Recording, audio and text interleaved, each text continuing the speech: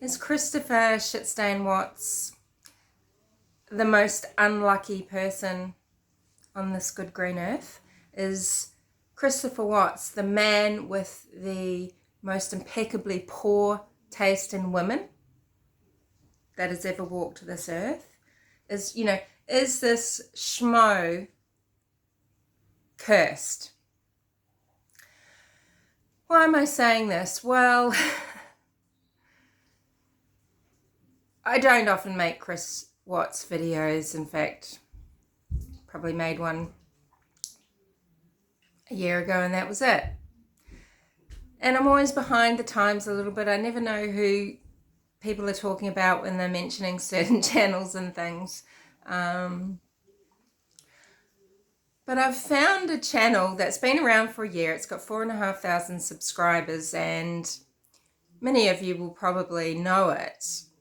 I don't really want to promo them, but I guess, hey, there's channels on the other end of the spectrum of this case that have millions of subscribers, so I guess it can't hurt. So it's called Thought Provoking Videos, and they post videos of Shan'ann that she made herself generally, and then they dissect her and they diagnose her, with all these distressing things like antisocial personality disorder and NPD, and and admittedly some of the things that you see in Shan'ann's videos, they really do make you uncomfortable, especially the Facebook lives, but you can kind of sense her desperation in trying to make this content, and then so you could actually spend just as much time as this thought-provoking person has spent making these videos against Shan'ann. You could take the time to pick apart and do the devil's advocate thing and come up with an opposite explanation, right, for everything. And I sort of started doing that, and then I remembered, well, this is why I started posting on my own channel rather than just commenting ad infinitum. I am making my own videos. So here's a just saying. It's got to be brief because I've got to go to work anyway. Even though I actually could probably, this is one that I could talk about for a long time. But anywho, what am I trying to say here? So, thought-provoking videos, breaking down Shan'ann's posts, annihilating her character. They're basically saying that she's the murderess, that she has killed her own children, Cece and Bella, and that there's, a lot of proof here in her videos of how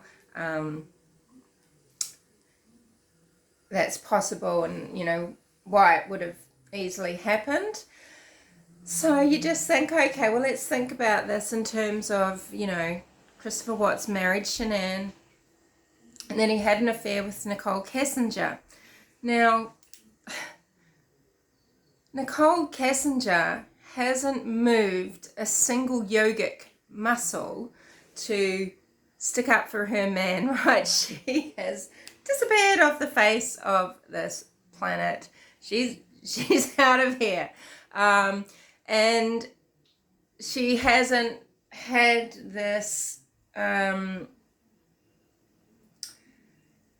attitude in these interviews of, no way, man, this got no way. And, this complete and utter disbelief and denial.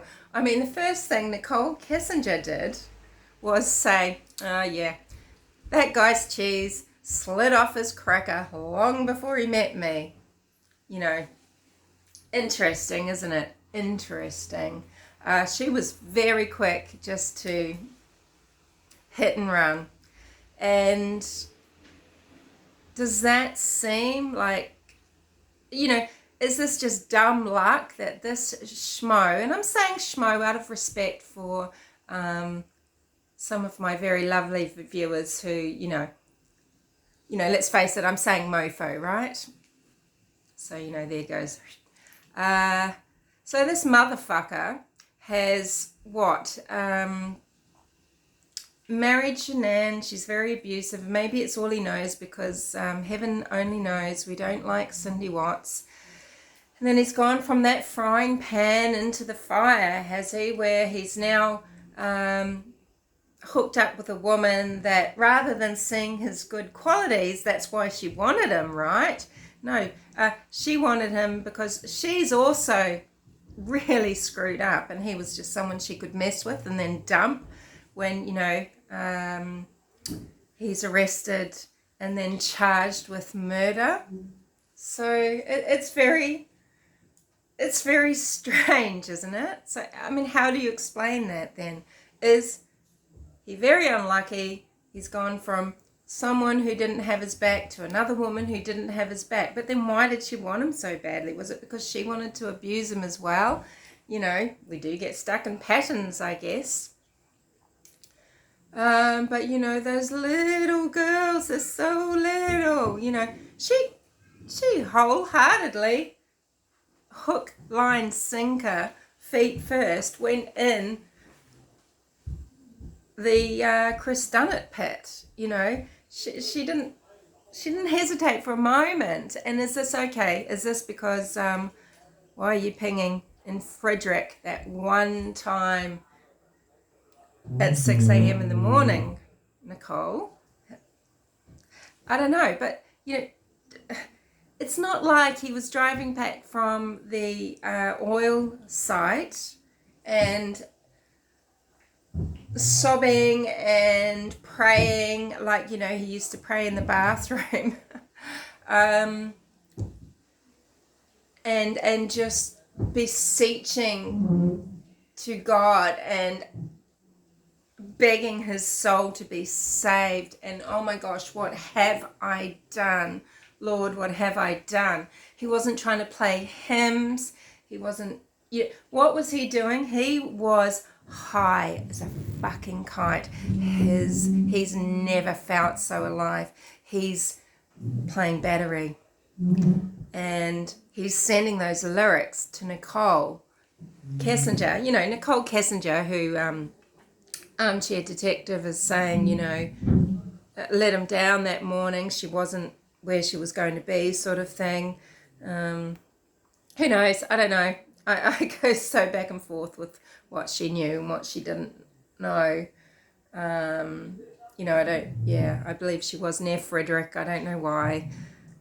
And I'd love, along with all of you, to know what was said in the 111-minute phone call in the hours before Shan'ann Rzucek lost her life, before Bella and Cece lost their little lives.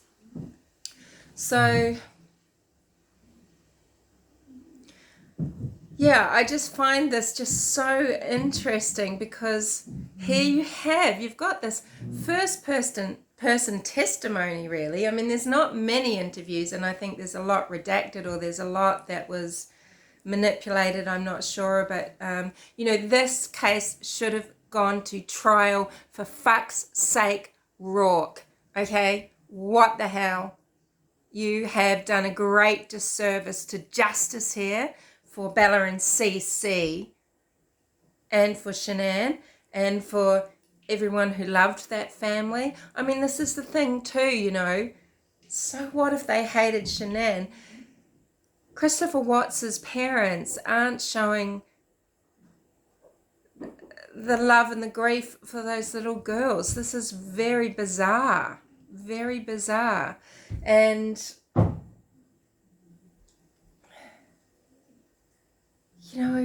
Shan'ann, who cares if she makes you comfortable? Yes, I wouldn't have been mates. I don't think I'd like that shtick all the time. But was she like that all the time? I mean, maybe. I don't know. Who knows? Do you personally know her? I mean, look, she was selling poison. She was selling junk. Maybe that's the reason why she didn't want Bella to eat those bloody protein bars, and why Chris wasn't letting CC eat one. It says on the packet, do not give to children. I mean, they know it's toxic. They know it's poison. It's carcinogenic. You hear that, Nicole Atkinson, right? You've had cancer and you're eating this bullshit. Okay, hate me more, people. Yeah, no, I mean, I just find that very disparate. It's very, it doesn't gel, does it? You know, I can understand Nicole Kissinger may be thinking, look, this guy's screwed. I've got my whole life ahead of me. I'm out of here. But she could still have maybe cut some sort of deal and still have said, look, you know, I don't know what's happened, but in my mind, he's just not like that. I really can't believe it. I don't believe it, you know.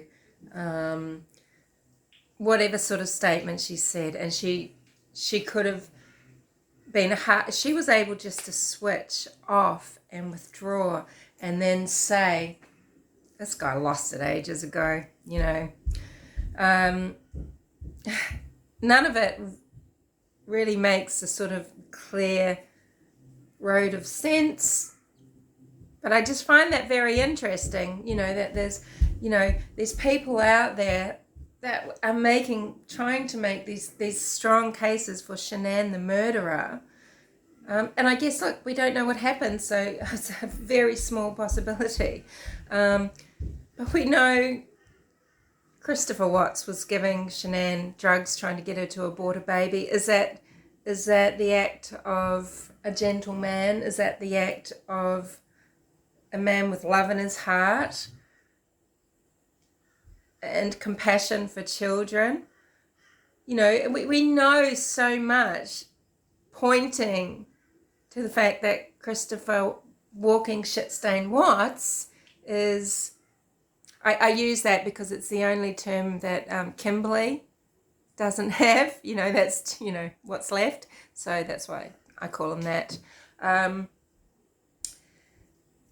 You know, we've got so much showing us what a nasty, nasty person he is. Now, you know, he may have grown up in very difficult emotional circumstances. I kind of get that. You know,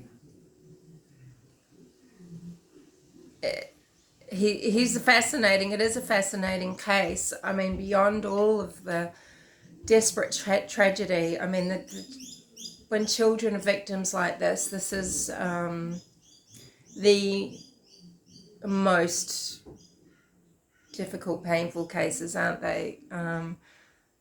They're the ones that paralyze us, and you just don't think you can be so shocked, you know.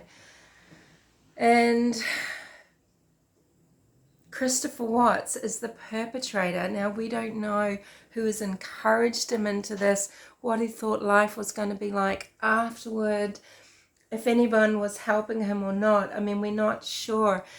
We've been done a great disservice as a society, because we deserve to feel safe in society, because we deserve to know what conspirators he had, co-conspirators, who was out there walking amongst folk that is capable of devising these plans and pushing people towards it and helping or encouraging in some way. You know, we deserve the truth. This should have gone to trial.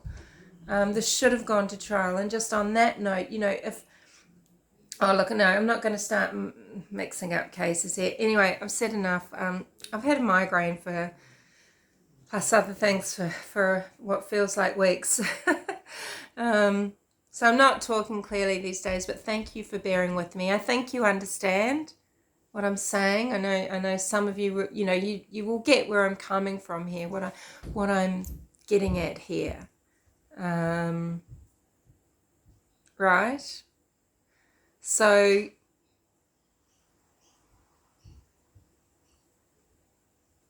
yeah, oh man, I mean, I don't know what to feel about this cite. I can't remember. I hadn't watched any of the videos. I can't remember if I must have heard of it or seen it somehow. I don't know, because I've heard the way that people are analysing these videos in this way, videos of Shanann's before.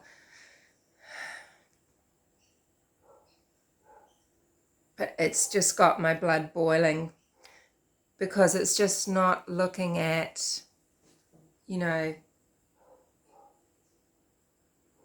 what happened at the time of his arrest, what was said by the persons involved. You know, how Ronnie was, how Nicole Kessinger was, you know,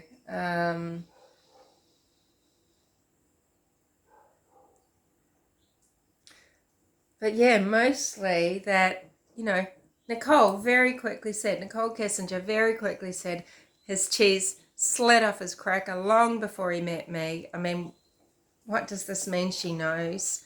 What does this say about her? I mean, did he just get caught up with, you know, just two of the, what people must say are the most horrendous, awful women in the world? You know? Gee, what an unlucky chump. Just saying, eh? Speak to you later.